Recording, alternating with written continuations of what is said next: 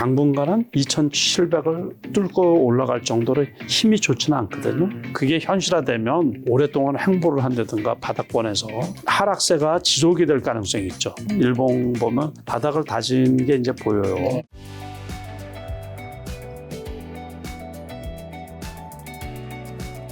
네, 회장님과 함께하는 이제 매달 한 번씩 하는 10월의 시간이 왔는데요. 그 사이 한국 시장은 여전히 안 좋은데 지금 현재 미국 시장은 좀 어떤가요? 미국 시장은 요번에 이제 금리 인하를 했잖아요. 네. 0.5%포인트 이렇게 금리 인하를 한 다음부터 지수가 그래도 견조한 편이에요. 그렇죠. 그래서 오늘 같은 경우는 비교적 큰 폭으로 이렇게 빠졌는데도 불구하고 그 일봉 차트로 나스닥 일봉 차트로 보면은 21선 위에 있거든요. 지금 21선이 이제 17,000 한 800포인트 정도 되는데 그러니까는 요 그래프를 이렇게 보면은 여기서부터 이렇게 쭉 올라왔잖아요. 그래서 여기 박스권이에요. 박스권. 아주 좁은 박스권. 그러니까는 정고점 이제 18,600포인트까지 가기는 조금 부담스럽고 그렇다고 이렇게 떨어질 일도 별로 없고. 뭐 저희 정보점 근처네요. 그렇죠. 오늘 새벽에 끝난 미국장 같은 경우는 일단 이스라엘하고 이란하고 확전되지 않느냐 중동 그쪽이 그러다 보니까 이제 유가가 급등하면서 그리고 미국 국채금리가 좀 급등을 했거든요. 그러면서 지수가 밀렸던 거고 어제 같은 경우는 또 급등을 했어요. 급등. 그러니까는 이게 이제 왔다 갔다 하는 거예요. 그러니까 단순하게 이렇게 보면은 그 일봉 차트 21선을 지지면서 그러니까 그 위에서 그냥 짧게 롤링하지 않을까 싶은 거예요. 그냥 높이는 이제 18,200포인트. 이 저가로는 17,700포인트 그러니까 한 500포인트 갭으로 해가지고 이러다가 어떤 큰 호재가 있으면 급등할 가능성도 있죠. 급등할 가능성도 있는데 제가 보기에는 급락할 가능성보다는 급등할 가능성이 조금 있어 보이고 그래서 크게 나쁘지는 않아요. 미국 나스닥 그래프가 요걸 기준으로 해서 뭐 이제 S&P 500이나 뭐 이렇게 이제 가름을 하면 되겠죠. 근데 이제 한국 지수는 저희가 이렇게 보면은 요게 코스피 지수거든요, 지금. 코스피 지수는 그 일봉 차트를 보면 여기 위에 2,700이 이 저항선 역할을 해요. 그러니까 2,600이 깨졌군요. 그렇죠. 근데 뭐 요거 2,600 넘었다 깨졌다고 요거는 별 의미가 없을 것 같고 여기 그렇다고 해서 2,500을 깨고 내려갈 가능성은 거의 없다고 보거든요. 그래서 제가 이제 여러 번 말씀을 드렸는데 코스피 같은 경우는 그 2,550도 요거를 이제 바닥이라고 보면 되고, 이렇게 되는 지금 이거를 못 뚫고 가는 가장 원인 중에 하나는 이제 삼성전자. 아시다시피 삼성전자가 꽤 높은 가격에 있다가 많이 떨어지면서 이 지수를 끌어내리는, 치고 올라가지 못하는, 눌러주고 있는 그 상태인 거거든요. 지금 그렇다고 지금 그 국내 주식도 되게 답답해요. 어제 같은 경우는 40포인트 코스피가 올랐는데 오늘 같은 경우는 이제 16포인트. 아까 장중에는 25포인트까지 빠졌다가 16포인트 마감. 또 내일이 쉬는 날이잖아요. 그러다 보니까는 일단은 조금 이제 관망하는 분위기. 그래서 요 밑에서 그래도 요 정도 그러니까 다시 말해서 2,550 여기를 바닥으로 해가지고 제가 보기에는 횡보하다가 좋은 재료가 나오고 그러면 여기까지는 갈 수 있지 않을까 싶은 거예요. 2,700까지는. 당분간은 2,700을 뚫고 올라갈 정도로 힘이 좋지는 않거든요. 그래서 조금 답답한 흐름이 이렇게 이제 지속되고 있는 거죠. 그나마 좋은 소식은 이제 뭐 2,500 밑으로 막 그렇게 떨어질 일은 없을 것 같아요. 일은 없을 것 같아요. 그러니까 삼성전자가 많이 떨어진 데다가 지난번에 뭐 그 2,500 밑으로 떨어졌던 경우 이런 경우는 엔캐리 청산이라는 거하고 복합적으로 여러 개가 작용이 돼서 이렇게 급락을 했던 건데 이런 급락은 뭐 거의 없을 거로 보거든요. 만약에 이런 급락이 오면은 절대적으로 매수할 절대적인 그 찬스가 되는 거죠. 그래서 지금은 장이 참 어떻게 보면 박스권 안에서 지금 지지부진하다고 보면 되죠. 그러니까는 참 재미가 없다고 그렇게 이제 생각을 할 수가 있는 거고. 지금 이제 회장님이 삼성전자 말씀해 주셨는데 삼성전자 오늘 3분기 실적 가이던스 잠정치가 나왔죠? 예, 나왔죠. 네. 어떻게 보시나요? 그거를 원래는 이제 1조 3천억 뭐 이 정도 영업이익을 예상을 했는데 1조 원이 안 되는 거로 이렇게 시장 예상치를 하회해 버렸죠. 확 이렇게 깎여서 발표를 했는데 그러다 보니까 이제 삼성전자가 많이 떨어진 거예요. 이제 그러니까요. 많이 떨어져서 제가 일단은 어떤 주식이든 이렇게 역배열일 때 있잖아요. 완전히 5일선에서 누를 때는 매수하지 말고 이렇게 5일선을 올라탈 때 요때 하라 그랬거든요. 그래서 이제 저도 65,000원 여기까지 반등을 하길래 괜찮을 줄 알았는데 여기서 다시 한 번 얻어 맞아가지고 그 장중에 어제 같은 경우는 59,500원까지 네. 떨어졌던 거고 오늘은 이제 딱 6만 원을 터치했거든요. 네. 그 여기까지 왔는데 이제 오늘 실적이 잠정치가 발표되고 6만 원을 지지하면 추가로 떨어질 부분은 있어요. 그러니까 이제 제가 이렇게 쭉 살펴보니까는 일단은 삼성전자가 부진한 이유가 외국인이 지속적으로 이제 판단 말이에요. 그러니까요. 외국인이 팔자세를 계속 이어가고 있더라고요. 엄청 많이 팔은 거예요. 엄청 많이 팔았는데 네.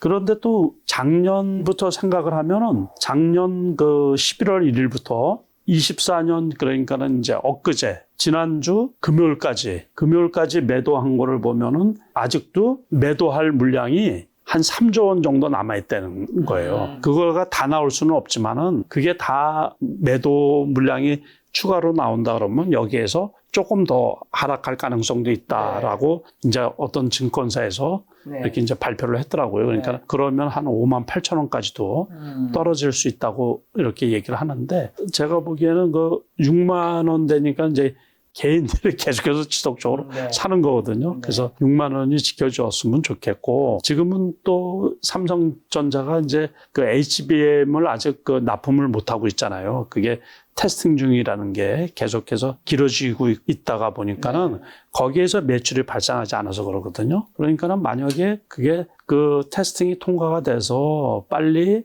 이제 HBM 쪽에서 쫓아가고 그러면은 급격하게 이제 또 어느 정도는 상승할 여력이 있는데 아직은 조금은 좀 답답한 형국이에요. 그래서 여기가 꼭 6만 원 뭐 꼭 지지해야 되고 또는 뭐 그럴 필요는 없고 조금 더 떨어져도 이제 떨어지는 데는 1차적으로 원체 많이 떨어졌으니까 이게 89,000원이 다 된 가격에서 단기간에 그냥 이렇게 우리나라 대표 주식이 반도체 대장주인 삼성전자가 엄청나게 진짜로 많이 이렇게 떨어진 게 보면 저도 좀 답답하고 안타깝고 그렇죠. 그렇지만은 여기에서는 이제 추가적으로 하락하더라도 뭐 1,000원 많아야 2,000원인데 시간 싸움으로 이제 일정 기간 통과가 되면 또 이제 급상승할 여지가 있지 않을까. 이게 어쨌든 살아나야지 코스피 전체가 우리나라 주식시장 전체가 좀 회복되고 살아나지 않을까 이렇게 생각이 들거든요. 외국인은 왜 계속 팔고 있는 거죠? 그 이제 보고서가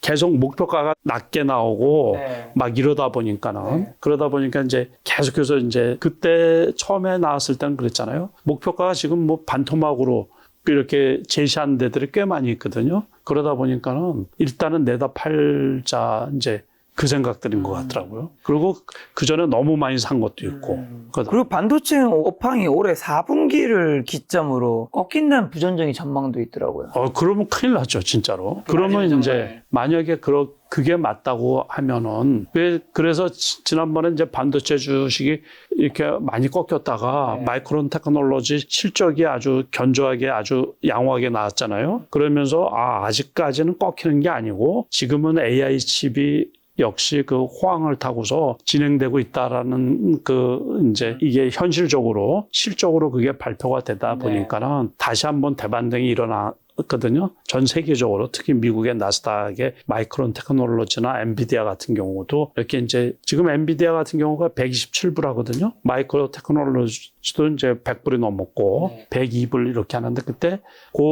지금 말씀하신 대로 반도체 실적이 꺾이고 둔화되고 뭐 이런 발표가 나오면서 마이크론 테크놀로지는 90불까지 떨어졌었어요. 그때. 그리고 엔비디아 같은 경우도 102불, 103불까지 이렇게 떨어졌는데 거기에서 지금 한 20% 올라온 거거든요. 그러다 보니까는 아직은 아닌데 만약에 그게 현실화되면 이 하락세가 지속이 될 가능성이 있죠. 추가 하락이 안 되더라도 아무튼 오랫동안 횡보를 한다든가 바닥권에서 그러니까 투자자들 입장에서는 큰일 나는 거죠. 이게. 자, 말씀하신 젠슨한 엔비디아 CEO가 엔비디아의 차세대 인공지능 전용 칩인 블랙웰의 수요가 미쳤다. 블랙웰 생산이 계획대로 진행되고 있다고 또 언급했더라고요. 기사 예, 보니까. 그렇다면 엔비디아는 앞으로 전고점 지금 $140였죠. 지금 뭐 $128, 20대 30 왔다 갔다 하는 것 같은 전고점 다시 돌파할 수 있을까요? 제가 보기에는 조금 어렵지 않을까 싶은 거예요. 그러니까 이제 우리가 블랙웰이 얼만큼 이렇게 매출이 얼만큼 일어나고 그럴지는 이제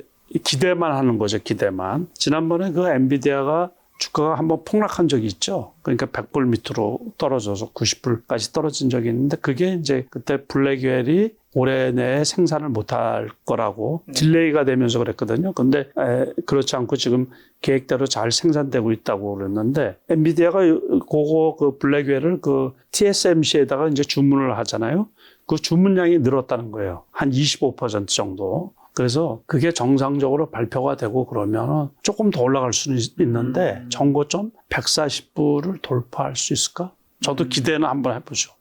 만약에. 근데 그거는 만약에 여기에서 블랙웰이 생각한 것처럼 그렇게 폭발적인 매출이 발생하지 않는다 그러면 진짜 아까 말씀하신 것처럼 이제 반도체 전체가 이렇게 이제 둔화되고 그럴 수가 있죠. 이제 크게 경기 전체가 가라앉을 위험도 있죠. 그러니까 그러지 않아도 AI의 거품론 그때 그런 얘기도 나왔었잖아요. 그러니까 너무 과장됐다 뭐 그런 얘기들도 나오고 그러는데 실적으로 이제 보여줘야죠. 이제 그거는 우리가 섣불리 그냥 뭐 정고점을 돌파할 거라 또는 돌파하지 못할 거라 그런 거를 할 게 아니고 실적 대비해서 실적이 진행되는 거를 이렇게 봐야지 실적이 만약에 블랙웰은 요번에 이제 매출이 처음 나타나서 4분기에 발표를 할 거 아니에요. 그런데 그 다음 게 처음 거보다 이제 매출이 떨어진다든가 만약에 그러면 그거는 이제 그 AI 칩은 한풀 꺾였다고 봐야 되죠. 그러니까 그거를 발표 이런 걸 잘 보고 너무 공격적으로 해도 안 되고 그러니까 보수적으로 해도 또 수익이 안 나고 그냥 이렇게 좀 지켜보면서 진행시키는 게 좋지 않을까 싶은 거예요. 증시 대기 자금으로 불리는 투자자 예탁금이 최근에 2주 만에 6조 넘게 늘어나 지난 8월 초 이후 2달 만에 좀 최대치를 기록했다고 하는데 이런 건 어떻게 보면 긍정적인 신호라고 볼 수 있을 것 같은데 어떻게 보시나요? 그렇게 볼 수 있죠. 그러니까 국내 이제 증시 자금을 말하는 거 아니에요, 그죠? 예탁금. 국내 증시가 지금 뭐 싸다고 생각하는 사람이 있으니까 들어온 걸 거잖아요. 그것도 그렇고 아직 금투세가 해결이 안 됐잖아요. 저는 이제 그게 지금 유예 혹은 폐지 쪽으로 이렇게 가면서 그 매년 연말 되면 그렇게 생각하고 그거 아니 그거하고는 틀리게 그 매년 연말 되면 나오는 거는 이제 대주주 요건이지. 대주주 요건. 대주주 요건이고 요번에 금투세는 지난번에 2년 전에 2년간 유예를 시켜놓은 게 있잖아요. 문재인 정권 때 그 법안이 발의가 돼가지고 통과가 돼서 시행이 될 거를 지금 이제 2년간 유예를 시켜놓은 거란 말이에요. 그러니까는 아무렇지 않게 그냥 놔두면 내년 1월 1일부터 시행이 된단 말이에요. 그러니까 그것 때문에 투자 자금들이 빠져나갔다가 지금 분위기가 다시 유예라든가 아니면 폐지 쪽으로 이렇게 방향이 그거를 빨리 발표를 해줘야 되는데 지금 코스피 2,600 이런 상황에서 사실은 진행하기 쉽진 않잖아요. 네, 그러니까 이제 만약에 그렇지 않을까 제 생각으로는 그래서 다시 이제 자금들이 좀 들어오지 않았나 싶은 거예요. 그러니까는 그 불확실성을 시장은 제일 싫어하기 때문에 대부분 다 그게 확정되는 거를 보고서 자금을 운용하자 이제 그런 그 투자자 큰 손들 비롯해 가지고서 돈 많은 사람들이 그런 분위기였는데 그 자금이 좀 들어오지 않았나 지금 분위기는 이제 그쪽으로 가고 있으니까는. 자, 2달간은 코스피 지수가 2,500에서 2,650선에 갇힌 가운데 중동 리스크와 해외 수주 등 대외 변수들이 주가에 영향을 미치면서 방산과 조선업종은 좀 전반적인 강세가 있다고 하는데 어떻게 보시나요? 그건 뭐 뻔하죠. 그 이스라엘 전쟁이 확대가 되면서 그 중동 전체가 지금 전운이 감돌고 있잖아요. 그러니까 확전 분위기예요. 그런데다가 그 각국에서 지금 그 방산주들이 수출이 잘 되고 있잖아요. K방산이. 그러다 보니까 이제 요번에 이제 급등을 하게 된 거고 하나 에어로스페이스는 요번에 회사 인적 분할이 있었던 거잖아요. 그러면서 이 분할되다 보니까 이제 그 정고점을 그냥 이거 좋네요, 이거. 그러니까 이때 종가가 29만 5천 원으로 끝났는 건데 액면 분할되고서 오히려 정고점 돌파하고서 그 방산 그 때를 맞춰가지고 네. 그러니까는 이거 갖고 계신 분들은 진짜 좋은 거죠. 액면 분할 하기 전에 사가지고서 그러면 회사가 두 개로 나눠지잖아요. 네. 작은 회사가 이제 한화 인더스트리 그거거든요. 그러니까 그거는 덤으로 그냥 받은 거고. 그러니까는 대박이죠, 이거 대박. 좋은데 이제 다른 방산주들도 다 이제 상당히 괜찮은 편이고 그래서 그 영향도 많이 컸던 데다가 이제 그 실질적으로 그 LG 넥슨 있고 그다음에 현대롯데.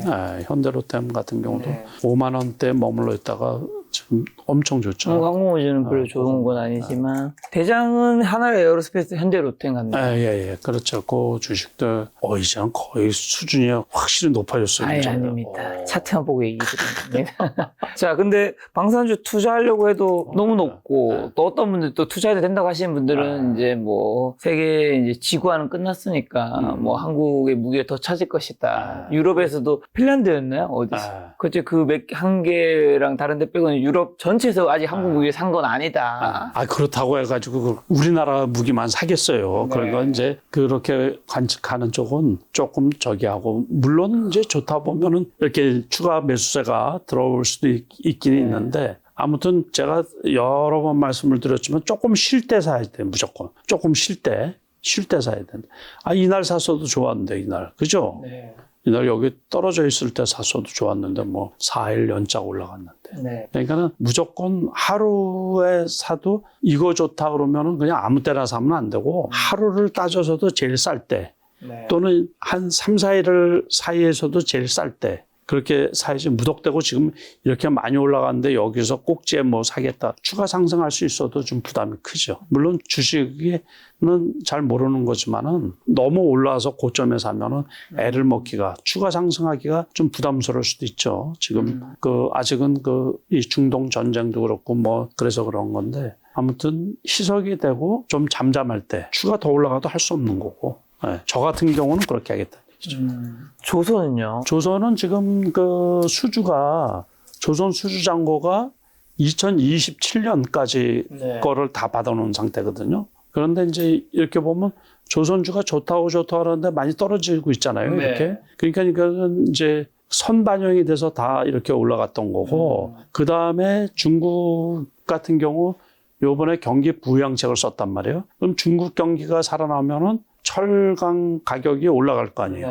그런데 여기 이 배는 보통 철강이 많이 들어가잖아요. 철이. 그러다 보니까 수익이 별로 이제 크게 물론 이제 미리 수주 받아 놓은 거 또 이제 그거는 성과에 반영시킬 수는 있지만은 조선소 입장에서는 수익이 조금 깎아먹는다는 얘기죠. 그런 철근이나 철강 이런 가격이 올라가 버리면. 그래서 이제 조금 떨어지지 않나 싶은 거예요. 제가 보기에 이런 것들은. LCD 현대중공업도 이렇고 LCD 한국조선해양도 비슷한 모양이고 현대 미포조선도 다 비슷하죠. 다.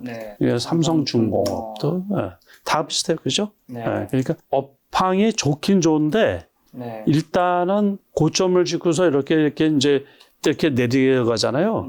이런 것들은 뭐 많이는 안 떨어질 거예요. 많이는. 그러니까 기본 이제 아까 말씀드린 것처럼 벌써 2027년까지 웬만큼 그 일거리를 다 확보를 해놓은 상태고 이제 그러다 보니까는 이렇게 떨어질 때 여러 가지 요인이 있겠죠. 그러니까는 달러로 보통 결제를 하는데 달러 값이 보통 이제 조금 떨어지면서 그러니까 원화가 강세를 띠면서 그 영향도 있을 거고 그래서 주가가 조금씩 밀리는 그 영향도 있을 거고 말씀하신 대로 중국이 대규모 경기 부양책 시행하면서 조선 관련주와 선박 엔진 관련주가 희비가 좀 갈리고 있는데 조선주는 철강석 구리도 원자재 가격이 오르고 조선업계 경쟁이 치열해질 수 있다는 우려가 하방 압력으로 작용했지만 선박 엔진 기업은 중국 조선업이 생산 능력을 키워서 오히려 수요가 늘어난다는데 그거는 그렇죠. 그러니까 이제 엔진부는 어쨌든 그거는 또 수출을 이렇게 하고 그러다 보니까는 그거는 중국에서 수주를 또 많이 받고 그러면 어쨌든 수출이 잘 되지 않을까. 이제 그런 그 기대 심리 때문에 그러지 않을까 싶은 거예요.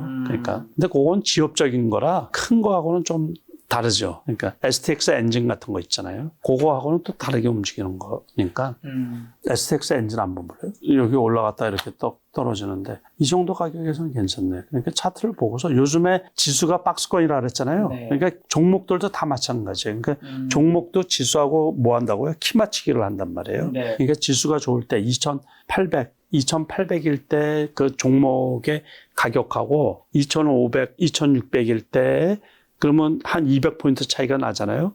그러면 그 종목들도 보통 거기에 맞춰서 이렇게 떨어지게 마련이거든요. 네. 그러니까 아까 우리가 조선주가 이렇게 떨어지는 것도 지수가 그때 2,800일 때 이제 가격하고 떨어지면서 같이 떨어지는 부분도 있거든요. 네. 삼성전자만 꼭 거기에 맞춘 게 아니고 그렇게 이제 봐야 되는 거죠. 이 중후장대한 산업들, 네. 그 지수 관련 산업들 있잖아요. 네. 그거는 거기하고 거의 맞춰야지. 자, 아까 전에 SK 하이닉스는 못 봤는데 네. 하이닉스는 앞으로 어떻게 보시나요? 하이닉스는 그래도 삼성전자보다는 좀 낫죠. 그러니까 이거는 엔비디아에 납품하는 것도 있고, 요번에도 이제 HBM 3이 8단, 12단 경쟁을 하고 있잖아요. 그러니까는 이거는 오히려 분위기가 좋아서 요거를 뚫으면 더 갈 수가 이것도 고점 대비해서는 되게 많이 떨어진 거거든요. 네. 그렇지만 이제 삼성전자는 신저점이고, 신저점이죠. 1년 내 최저점 수준이고, 이거는 그래도 바닥에서는 조금 이제 올라온 건데, 제가 보기에는 이거는 더 올라가도 되는데, 가치 피해를 보고 있는 거죠. 가치 피해를. 그래도 조금 답답하죠. 그래도 일단은 이런 차트를 무시할 수가 없기 때문에 기술적으로 보면 요거 뚫기가 쉽지가 않을 것 같아요. 지금 19만 원 뚫기가 쉽지 않을 것 같아요. 그렇다고 해서 여기에서 팔기는 아깝고 요 정도에서는 그래도 여기 21선 있잖아요. 네. 여기에서는 사도 되지 않을까 싶은 거예요. 이렇게 오면 17만 원에서는 괜찮지 않을까 싶은 거. 자, 자동차 섹터 현대차, 기아는 어떻게 보시나요? 이것들도 마찬가지예요. 기아하고 현대차도 저점에서 지금 이렇게 바닥 따지기를 하는 네. 거로 보이거든요. 저점에서 바닥 따지기를 하는 거로 보이는데 이제 기아 같은 경우도 10만 원이 깨졌고 네. 현대차 같은 경우도 지금 이제 고점에서 이제 떨어지는 게 그때 그 이익 피크 이때가 이제 그 이익이 최고 피크를 찍고서 지나가지 않았나 이제 그런 네. 의구심을 갖고 있는 거예요. 앞으로 그러니까 돈을 더 많이 벌고 그러기가 조금 어렵지 않을까. 그거는 이게 미국 경기 둔화 뭐 이런 거하고 맞물려 가지고 글로벌 경제에 이제 경기 둔화로 인해 가지고 신수요가 새로운 수요가 이렇게 창출되기가 조금 어렵지 않겠나 이렇게 이제 보는 거죠. 그러다 보니까는 지금 이제 고점에서는 많이 밀려서 저점 바닥 따지기 확인 과정인 거로 이렇게 보거든요. 현대차, 기아차 똑같이. 네. 그러니까 이것도 결국에는 경기가 살아나가지고 네. 전 세계 경기가 우리나라 경기뿐만이 아니고 그래서 지수가 올라가면 이제 덩달아서 올라가는데 아직은 이제 조금 그 경기 둔화 뭐 이런 거에 대한 우려가 있다 보니까는 바닥에서 맴맴하고 있는 거죠. 자, 잊혀진 섹터죠, 거의. 요번에 요거는 그 네. 네이버 같은 경우는 자사주 매입을 한다 그랬죠, 지금. 네. 그래서 이날 조금 올랐다가 다시 떨어지는 거예요, 다시. 17만 원 이제 회복이 돼가지고, 그거 괜찮겠다 했더니만, 그 뭐 4천억인가 자사주 매입을 한다 그러는데 그게 하루살이에요, 하루살이. 네이버도 살짝 반등은 했고. 했다가 카카오도 지금 36,000원 똑같아요. 근데 네. 이것도 바닥 따지기 같아요, 그죠? 바닥. 여기서 급격하게 올라갈 일은 없는데, 그래도 이제 35,000원 정도면 바닥이지 않나 싶은 거예요, 이것도. 오늘은 37,000원인데. 그러니까 뭐. 이게 이렇게 높았던 적이. 그러니까 진짜 주식 어려운 거죠. 그때 대표도 바뀌고 그래가지고 그 대표 되신 분이 10만 원 되기 전에는 월급도 안 받는다라고 제가 기억하고 있는데 월급을 진짜 안 받는지 그게 궁금한데요, 지금.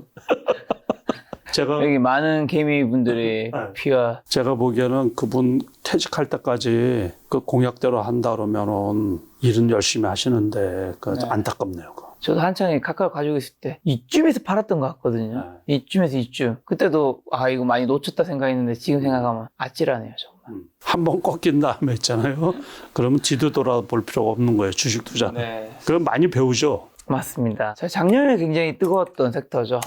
에코프로. 이제 조금 에코프로, BM 이제 2차 전지들 중에서 이제 좋은 것들도 있어요. 이제 모양이 거의 비슷하네요. 네, 그렇고 일본 보면 바닥을 다진 게 이제 보여요. 네, 전부 그런 것 다. 같네요. 테슬라 같은 경우도 요번에 260불까지 올라왔었거든요. 그러다 지금 이제 240불인데. 네, 근데 아무튼 LG 엔솔이 괜찮죠. 대규모 수주하고 그래서 오늘도 급등을 했는데 LG 엔솔. LG 솔루션이 이제 뭐 거의 대장이네요. 여기 시총뿐만이 아니라. 이게 그래프가 제일 좋고 그 다음에 LG 화학도 괜찮아요. LG 화학. LG 화학도 비슷해. 네, 비슷해.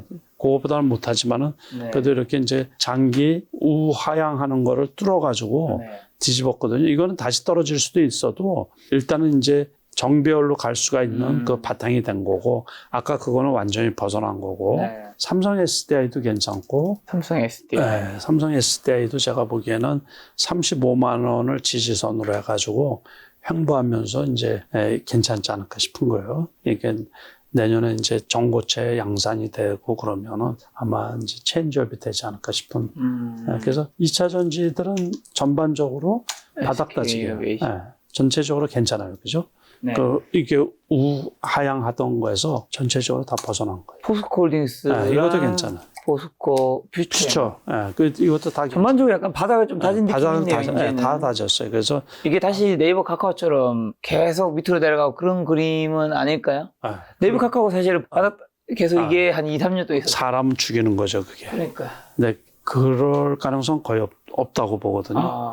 네이버 카카오 섹터와 여긴 뭐가 다르길래? 2차 전지는 전기차가 캐즘이라고 해가지고 이 정체기가 있잖아요. 정체기가 있으면서 고민을 했던 건데 테슬라가 요번에 이제 인도량 자체가 전기차 인도량 자체가 늘어나면서 그거를 이제 점차적으로 벗어나는 게 아닌가. 그리고 2차 전지 쪽은 요번에 얼마 전에 전기차 그 화재 관련해가지고 타격을 좀 많이 받았거든요. 그래서 전고체 배터리 장착을 한다든가 그러면은 그런 위험성, 화재의 위험성도 좀 멀어지고 그러면 인프라가 구축이 되고 그러면 다시 확대될 가능성이 있지 않나 이제 그렇게 생각을 하는 거예요. 지금 말씀하신 테슬라가 오는 10일 로보택시 공개 앞두고 2차전지 관련주 주가가 상승했는데 테슬라의 로보택시 그리고 이게 한번 딜레이 됐던 것 같은데요. 로보택시랑 2차전지 관련주 이거 같이 묶어서 좀 어떻게 보시나요?